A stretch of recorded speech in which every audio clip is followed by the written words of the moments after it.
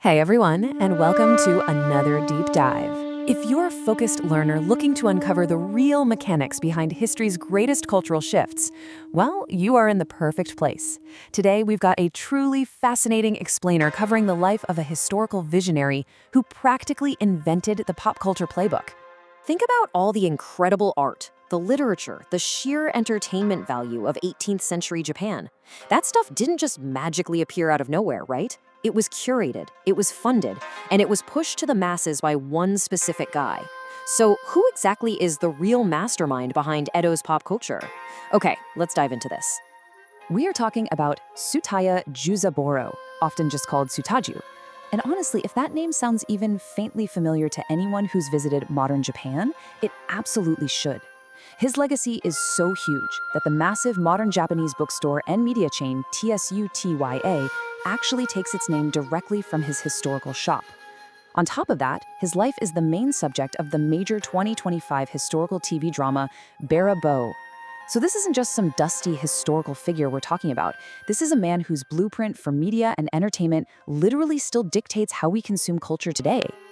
To truly grasp his genius, we're going to walk through this visionary's journey in 5 quick steps today. Origins in Yoshiwara, revolutionizing publishing, scouting legendary talent, crisis and resilience, and finally, enduring legacy. Chapter 1, Origins in Yoshiwara, the making of a visionary. Now, Yoshiwara usually just gets labeled as Edo's red light district, but the sources make it super clear that it was so much more than that. It was really an advanced cultural hub. It was the one place where strict class structures just kind of melted away. You had daimyo lords, wealthy merchants, and cultural elites all mingling together. And in this specific world, money alone wasn't enough. You really needed iki, which translates roughly to being chic or stylish, and su, which is this high-level connoisseurship. Basically, if you didn't have refined taste in art, poetry, and conversation, you simply didn't matter there. And right into this intense cultural mixing pot, TSUTAJU was born in 1750 to a really poor commoner family. At just 7 years old, he was adopted by the owners of a local guiding tea house, a place that introduced elite clients to top-tier courtesans. Growing up in that environment was essentially a masterclass in human psychology.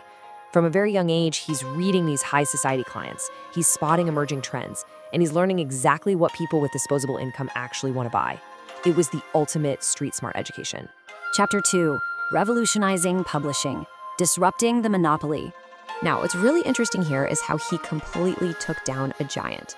The biggest publisher of the day was this company called Yorokagateya. They had a total monopoly on the Yoshiwara Seiken, which was basically the must-have guidebook to the district. But their guides, they were standard, functional, and frankly, kind of boring. TSUTAJU didn't just copy them, he disrupted them. He created a new guide that was incredibly user-friendly. He threw in premium, full-color illustrations, and in a stroke of absolute marketing genius, he got the 18th century equivalent of A-list celebrity endorsements, like a preface from the super famous intellectual Hiraga Gennai, just to hype up his product. Just look at this rapid ascent. In 1774, he's just borrowing a tiny storefront to sell some books. By 1775, literally 1 year later, he completely undercuts the monopoly and becomes a full publisher himself. And then by 1783, he makes this massive leap out of the entertainment district and opens the Koshodo bookstore in Nihonbashi, which was the absolute heart of Edo's commercial center. I mean, in less than a decade, he goes from a borrowed stoop to a literal media empire. Chapter 3, Scouting Legendary Talent, Edo's Influencer Network. This group is essentially the Avengers of Japanese art and literature. You've got Kitagawa Utamaro, the pioneer of beautiful women portraits. You've got the deeply mysterious kabuki artists Sharaku, Katsushika Hokusai, yes, the exact same guy who would eventually paint The Great Wave, the best-selling fiction writer Santo Kyoden, and the legendary novelist Kyokyute Bakken. TSUTAJU personally discovered, housed, funded, and aggressively marketed every single one of them. He basically built an 18th century influencer network that completely dictated what was cool in Japan. And this highlights his social genius so perfectly. Remember, society at the time was strictly divided by class. You just didn't mix.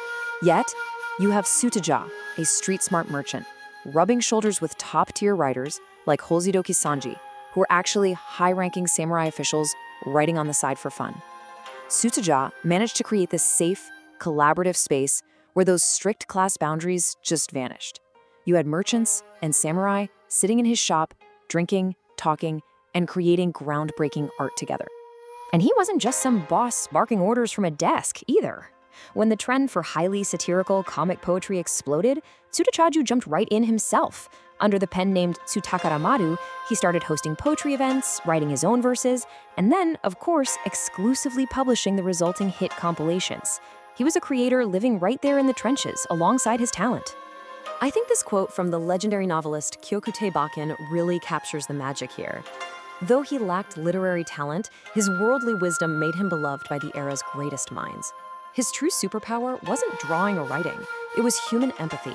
It was that Yoshiwara upbringing that allowed him to manage massive egos, nurture really fragile artistic temperaments, and give these absolute geniuses exactly the environment they needed to thrive. Chapter 4: Crisis and Resilience. The Phoenix Motif. So, by 1791, the political winds shifted drastically. The government brought in the Kansi reforms, which pushed this really strict, austere morality on the public. TSUTAJU, who made his fortune selling colorful, entertaining, and sometimes politically satirical books, was put right in the crosshairs. For the crime of publishing banned books, the government ruthlessly punished him, confiscating fully half of his accumulated wealth in a single blow. That is the kind of loss that permanently destroys most businesses. So the crucial point is, how did he react? Well, he didn't quit, and he definitely didn't apologize. He innovated. With his capital slashed, he knew he needed a high-margin, massive hit. So he teams up with his star artist, Utamaro, and pushes a brand new products line, the Okubi, or large head portraits. Instead of the usual full-body shots, these were incredibly detailed, intimate close-ups of beautiful women. It was a bold, fresh visual style, and it sold like crazy. It completely saved his empire from ruin. Tragically, his time was running out. TSUTAJU was struck by beriberi, a severe vitamin deficiency that was pretty common in Edo. But even while facing his own mortality, his drive was just relentless. Right before his death at the young age of 47, he launched his most daring, avant-garde project yet. A massive 10-month campaign to publish the highly stylized, bizarrely realistic kabuki actor prints of the mysterious artist, Shiraku. Chapter 5: Enduring Legacy, the Original Media Mogul. 220 years. That final massive project he did with Shiraku, it actually flopped at the time. The art was just too weird, too unflattering for the general public. But TSUTAJU published it anyway because he believed in the talent. It took 220 years for the global art community to fully recognize Shiraku as one of the greatest portrait artists in world history. TSUTAJU's eye for talent wasn't just years ahead of his time, the guy was literally centuries ahead. So what you should really take away from this explainer is the sheer scale of his impact. TSUTAJU didn't just sell books, he anticipated trends and systematically dismantled monopolies with much better products. He used his platform to empower creators, completely ignoring the strict social classes of his day. When the government literally took half his money, he responded with a brilliant product pivot. And in doing all of this, he laid the very commercial foundation for Japanese pop culture as we know it today. He was a man who deeply understood that culture isn't just created out of thin air, it has to be organized, it has to be funded, and it has to be championed. So I'll leave you with this thought. With an absolute killer instinct for talent and a total disregard for the established rules, if the media king of Edo were alive today, what platform do you think he would disrupt next? Thank you so much for joining me on this explainer, and as always, keep learning.